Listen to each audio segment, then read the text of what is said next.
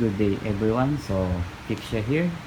So, meron na naman tayong bagong pasyente. Ito ay Studio Live 32S by Presonus Fender. So, ang problem nito ay, let's power on.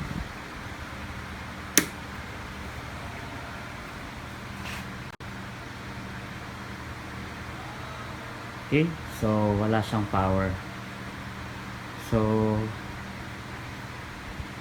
gagawin natin is i-troubleshoot natin kung anong nangyari, and then ituturo ko sa inyo paano mag simple troubleshooting para makuha natin yung sira. Okay, so let's go.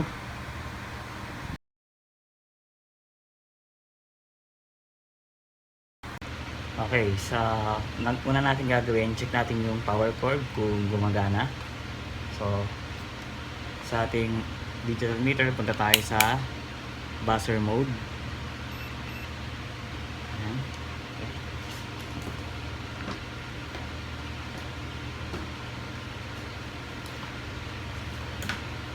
Ito yung mga simple na troubleshooting na pwede nyo gawin para ma-diagnose nyo yung mixer. Okay, so check natin. Okay, so good. Next. Okay, so good yung ating power cord. Okay, so check naman natin yung internal ng mixer kung ano yung kanyang dinaanan ng power cord. Okay, let's go. So bubuksan muna natin siya. Okay, let's go.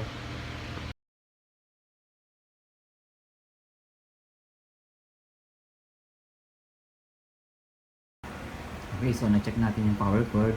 So good naman siya, hindi siya sira. So check naman natin ngayon yung papasok dito na supply sa white and black. So tingnan natin kung meron diyang pumapasok na supply papunta dito sa kanyang main PSU unit. So okay, so power supply unit. So, magsusuka tayo dito ng AC. Okay, so mula dito sa input terminal ng AC cord, papunta ng switch, pupunta dito sa kanyang PSU. Dito tayo magsusukat ng 220 power source. Okay, so let's go. Okay, so kabit ulit natin yung supply.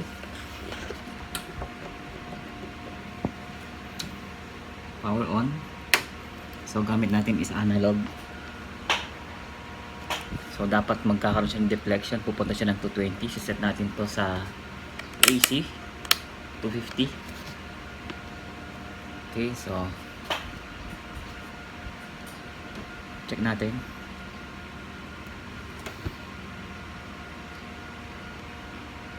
So wala siyang deflection, ibig sabihin walang pumapasok na supply. Okay, so wala siyang pumapasok na supply. Okay, so check natin ngayon yung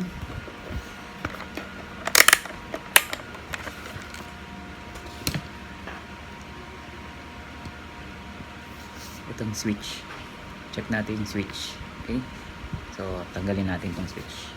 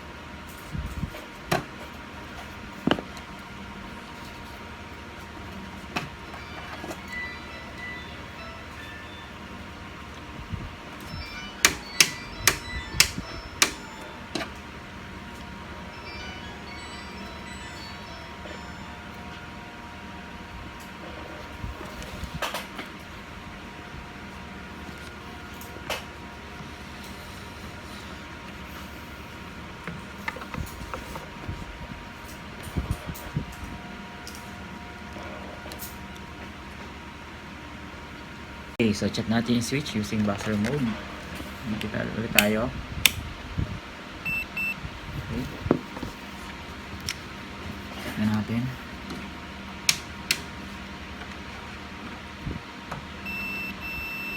Okay. Okay, itong isang terminal. Next. So, open. Open yung isang terminal ng switch. Ang switch ito ay rocker switch, 4 pin. So, tanggalin natin dito sa kanyang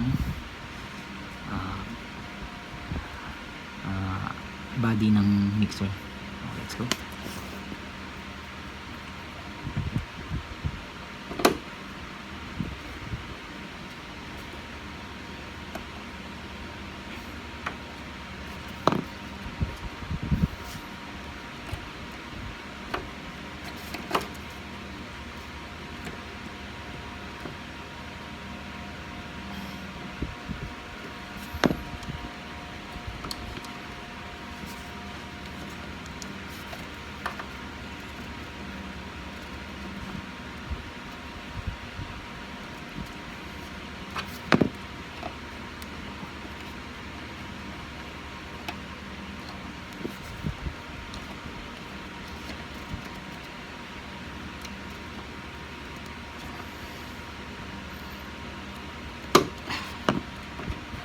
Okay. So, ito yung i-check natin kung okay pa siya. Okay, let's go. Okay, naka-buzzer mode ulit tayo.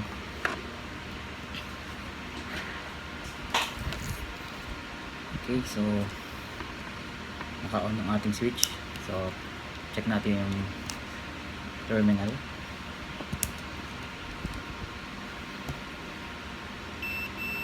Okay yung kabila. Next. So, okay din siya. So, anong nangyayari? Pumapal din na siguro.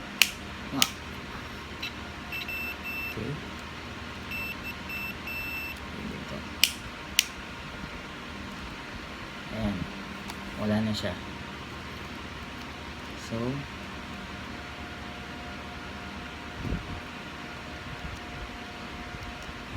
okay.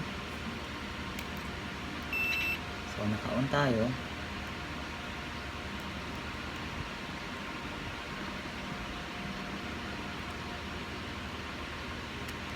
Okay.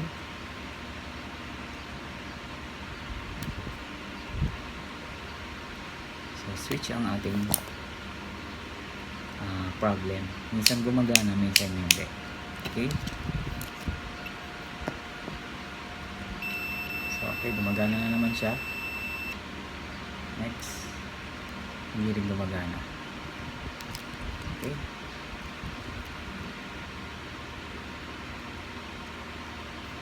Kaon tayo. Gumagana. Okay.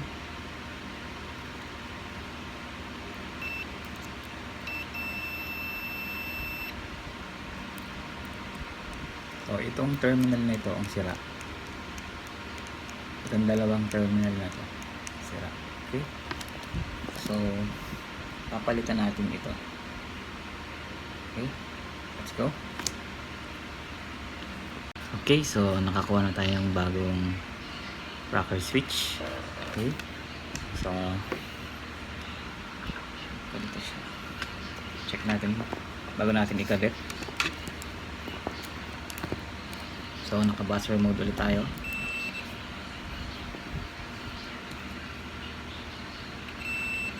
Good. Good. Good. Good. Up. Good. Good. On. Good. Good. So, let's go. Ikabit na natin tong bagong rocker switch. Okay.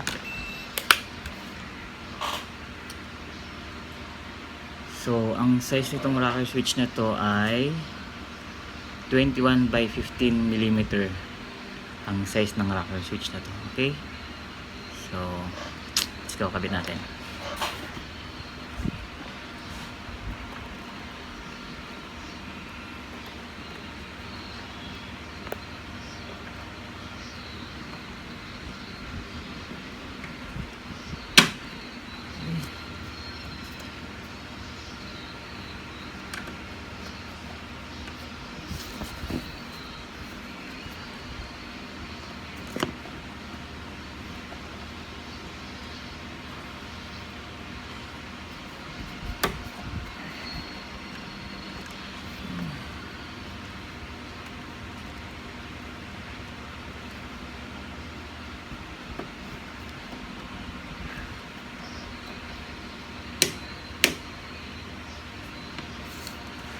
Okay, so nakabit na natin. So tara mag ano tayo, mag test na tayo. Okay,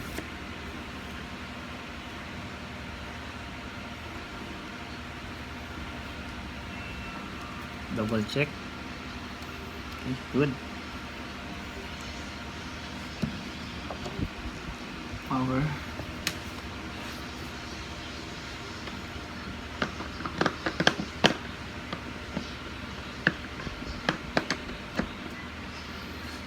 Okay, power on.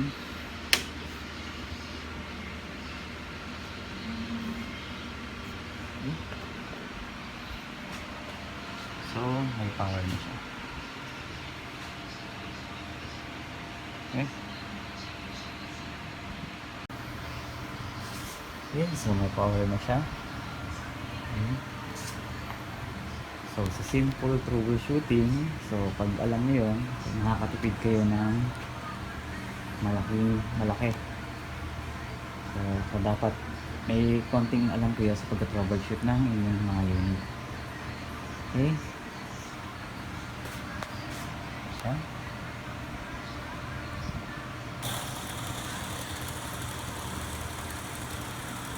Okay. Working na siya ulit. Power na ulit.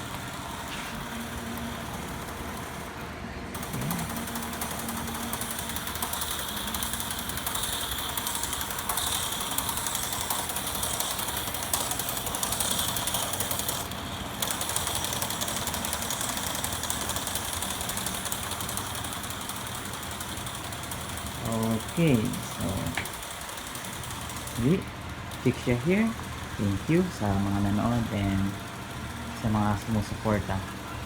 So if naging useful yung aking video, sana i-like ninyo and please subscribe to my channel. Okay, thank you.